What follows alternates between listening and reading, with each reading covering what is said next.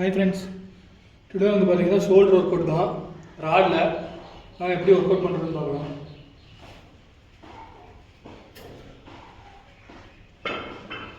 இந்த மாதிரி long rod எடுத்துக்கோங்க. எடுத்துகிட்டு ஃபஸ்ட்டு வந்து பேக் செய்யலாம், அதுக்கப்புறம் ஃப்ரண்ட் செஞ்சிடலாம். பேக்கில் ஷோல்டர் ஒர்க் அவுட் பண்ணுறதுக்கு வந்து லாங்கில் பிடிச்சிக்கோங்க, ஃப்ரண்ட்டில் வந்து ஒர்க் அவுட் பண்ணுறதுக்கு வந்து க்ளோஸில் பிடிச்சிக்கோங்க. இப்போ நான் வந்து ஃபஸ்ட்டு நான் பேக் ஒர்க் அவுட் தான் செய்ய போகிறேன் ஷோல்டரில், அதனால் லாங் பிடிச்சிட்டேன். ஜஸ்ட் இப்படி நிறுத்தி வச்சுக்கோங்க. ஜஸ்ட்டு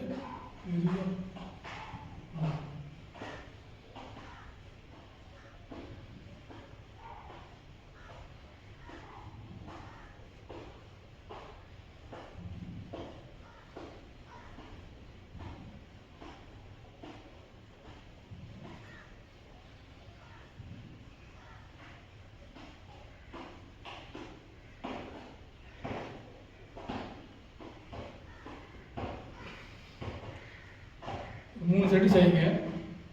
உங்களால் எவ்வளோ கவுண்டிங் செய்ய முடியுதோ அவ்வளோ பண்ணுங்க, போதும். 3 செட்டு செஞ்சிங்கனாலே போதும்.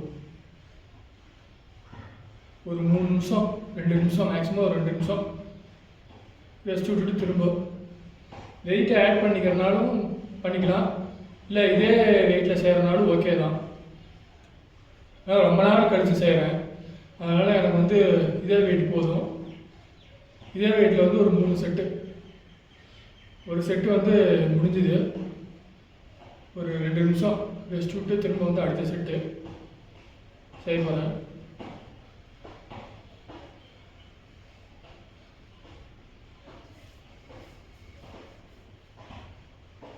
ரெண்டாவது செட்டு, ஏன்னா ஃபஸ்ட்டு செட்டு செய்யும்போது இப்போ ஒரு 20 கவுண்டிங் செய்யறதுனா ரெண்டாவது செட்லேயே அந்த கவுண்டிங் வந்து செய்ய முடியாது.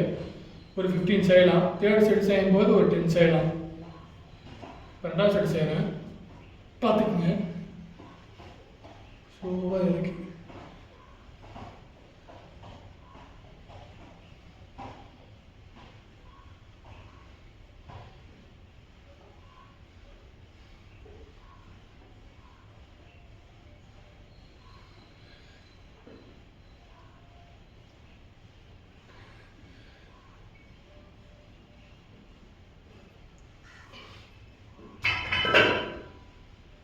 ரெண்டு செட்டு முடிஞ்சது.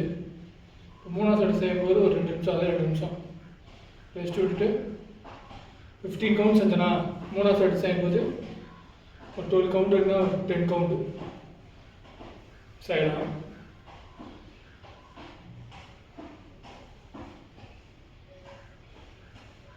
ஒரு நிமிஷம் மட்டும் ரெஸ்ட் விட்டுக்கலாம்.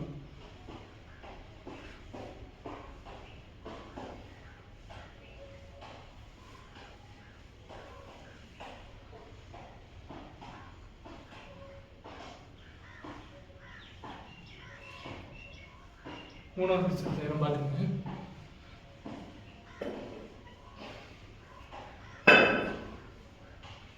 அதே மாதிரி லாங்கில் நிறுத்தி வச்சுருக்கீங்க, அதுக்கப்புறம் செய்யுங்க.